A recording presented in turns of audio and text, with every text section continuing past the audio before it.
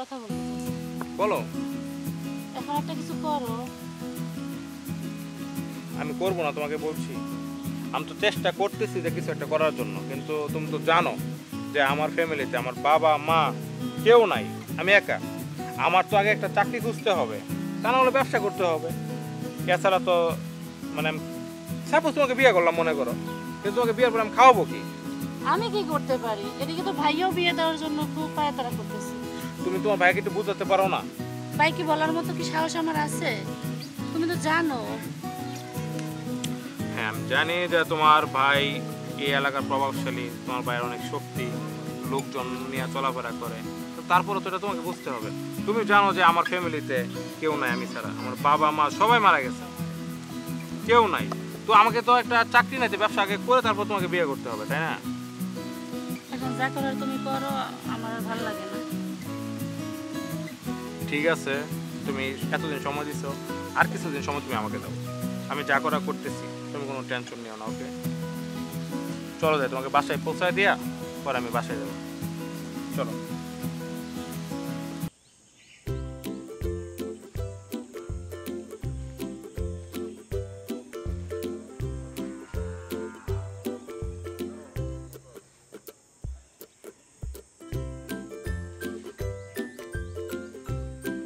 এই এদিকে। নাম কি তোর? ভাই রাজীব। রাজীব। শুনলাম তুই নাকি আমার বোনকে খুব ডিস্টার্ব করিস। না ভাই এগুলো কি বলেন? না আমি শুনলাম তুই খুব ডিস্টার্ব করিস। কেন ডিস্টার্ব করিস? ভাই মিথ্যা কথা, সম্পূর্ণ মিথ্যা কথা। তোর মাসে আয় কত? ভাই আপনি যা ভাবতেছেন তা কিন্তু না, মিথ্যা কথা। ওই বেটা তোর এক মাসে টাকা আমার বোনের একটা ড্রেস হইব? হ্যাঁ কত কষ্ট কে কত ক? ভাই মিথ্যা কথা ভাই।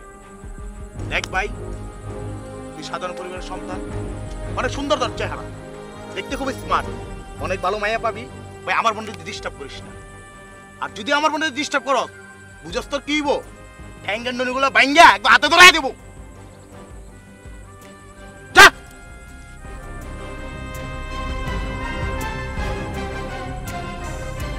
এই চল চল।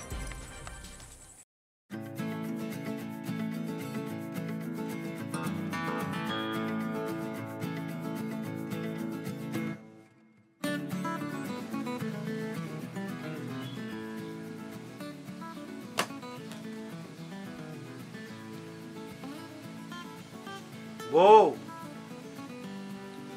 বউ একটু এদিকে আসো।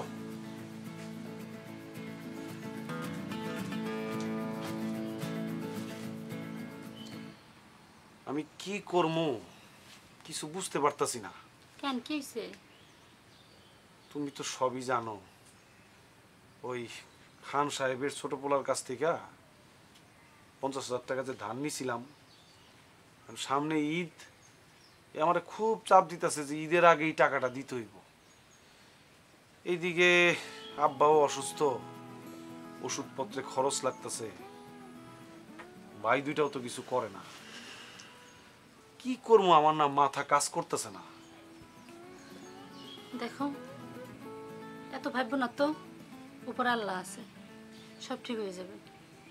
হ্যাঁ ঠিকই কইছো, যার কেউ নাই এর আল্লাহ আছে। আচ্ছা আমার ভাই দুইটা কই? কোথাও আছে তো বলে না তো, কই থাকে না থাকে।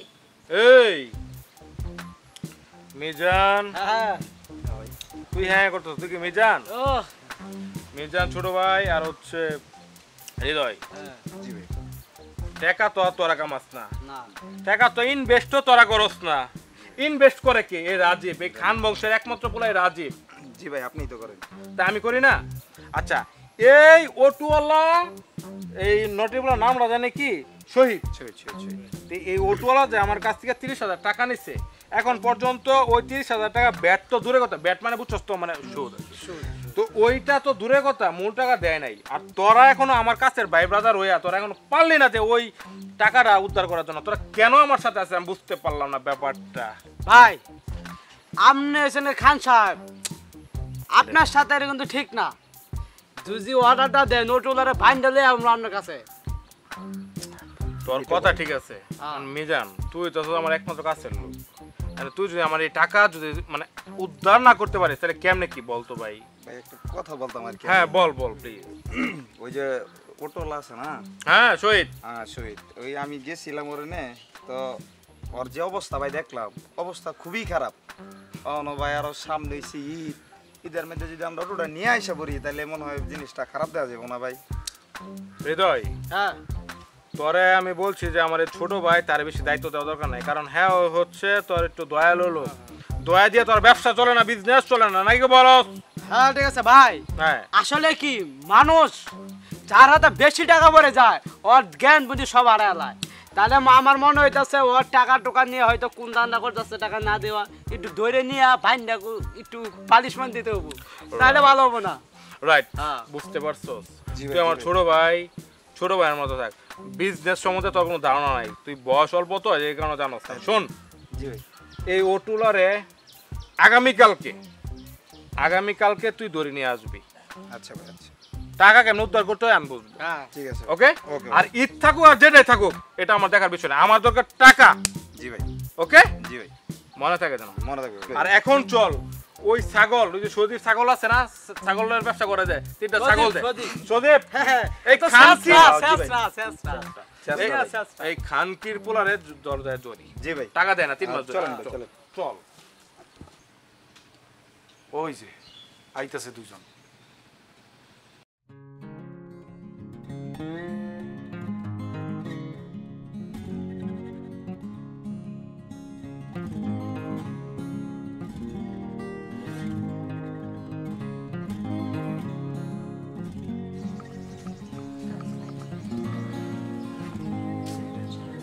কি কই আছিলি এতক্ষণ তোরা? বাজারে গেছিলাম। খালি বাজারে থাকলে আর আড্ডা মারলে হইব রে? সংসারের খোঁজ খবরটা রাখা লাগবো না? জামগড় এলাকার খান সাহেবের ছোট পোলার কাছ থেকে 50,000 টাকা ধার আনছিলাম।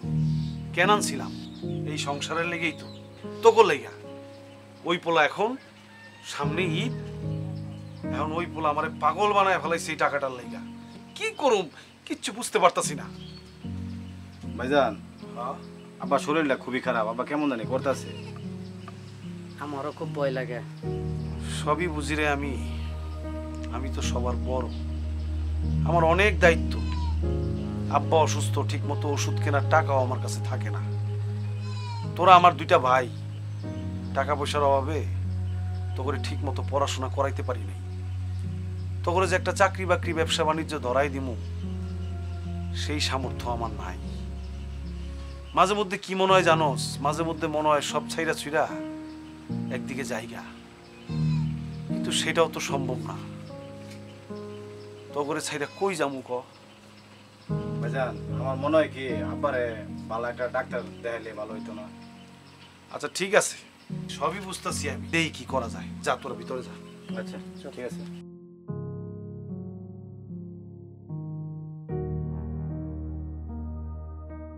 এই শোনো, ঘরে কিন্তু চাল ছাড়া কিছুই নাই।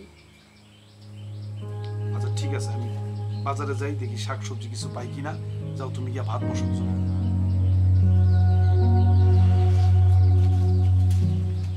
প্রিয় দর্শক, আশা করছি আপনারা সবাই ভালো আছেন। আমরা এইমাত্র ইউটিউব চ্যানেল রাজীব টিভির জন্য একটা নাটকের শুটিং শেষ করলাম। আমাদের ইউনিটের সবাই এখানে আছেন। আমরা রাজীব টিভির জন্য কাজ করছি, ভালো ভালো কন্টেন্ট তৈরি করার চেষ্টা করছি। আপনারা দেখবেন, সাবস্ক্রাইব করবেন, লাইক দিবেন, শেয়ার করবেন, আপনাদের মূল্যবান মতামত কমেন্টসে জানাবেন। আপনারা উৎসাহ দিলে রাজীব টিভি এগিয়ে যাবে। সবাইকে ধন্যবাদ।